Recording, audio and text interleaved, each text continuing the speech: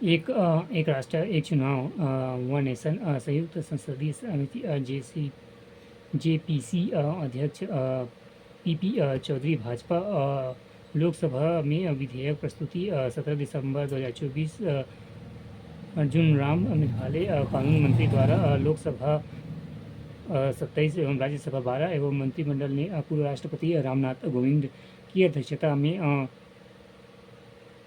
गठित एक राष्ट्र एक चुनाव एवं एक साथ चुनाव का उच्च स्तरीय समिति की सिफारिशें को स्वीकार कर लिया है।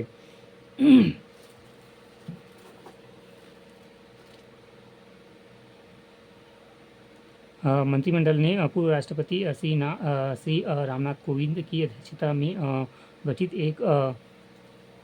एक राष्ट्र एक चुनाव के एक साथ चुनाव का उच्च स्तरीय समिति सिफारिशों को स्वीकार कर लिया है। एक राष्ट्र एक चुनाव का अर्थ है इसके तहत लोकसभा सभी विधान सभाओं तथा स्थानीय निकायों यानी नगर पालिकाओं पंचायतों के चुनाव एक साथ कराए जाएंगे। देश में एक साथ चुनाव कराने की व्यवस्था तय करने पर 2 विधेयक लोकसभा में औपचारिक रूप से पेश किए गए थे। ये 2 विधेयक हैं 129वां संविधान संशोधन विधेयक 2024 और केंद्र शासित प्रदेश कानून संशोधन विधेयक 2024। 29वां संविधान संशोधन विधेयक 2024 का मुख्य प्रावधान संविधान में एक नया अनुच्छेद 82 ये जोड़ा जाएगा। साथ ही चुनाव नए अनुच्छेद के अनुसार भारत में चुनाव आयोग लोकसभा एवं सभी राज्य विधानसभाओं के लिए एक साथ आम चुनाव कराए जाएंगे।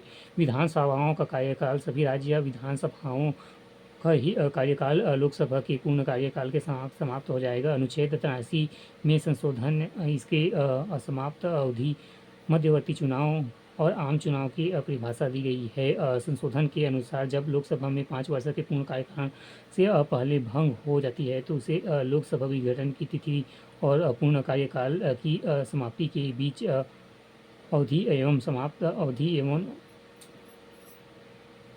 पीरियड मानी जाती है। समय के पहले लोकसभा विघटन के बाद मध्यावधि चुनाव होंगे तथा इस चुनाव में जिस नई लोकसभा का गठन होगा उसका कार्यकाल केवल असमाप्त अवधि के लिए होगा। उदाहरण के लिए यदि लोकसभा अपने 5 साल के कार्यकाल को पूरा किए बिना 3 साल में ही भंग हो जाता है तो मध्यवर्ती चुनाव के बाद गठित लोकसभा का कार्यकाल केवल 2 वर्षों का होगा।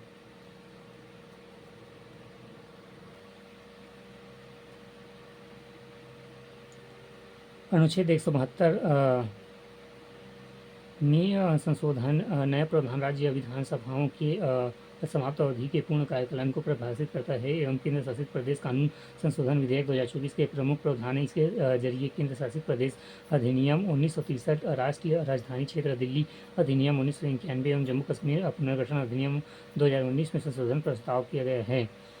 ये संशोधन विधानसभा वाले केंद्र शासित प्रदेशों के विधान सभाओं के कार्यक्रम को एक साथ चुनाव के तहत लोकसभा और राज्यसभा विधानसभाओं के कार्यकाल के अनुरूप कराने की प्रस्तावित है।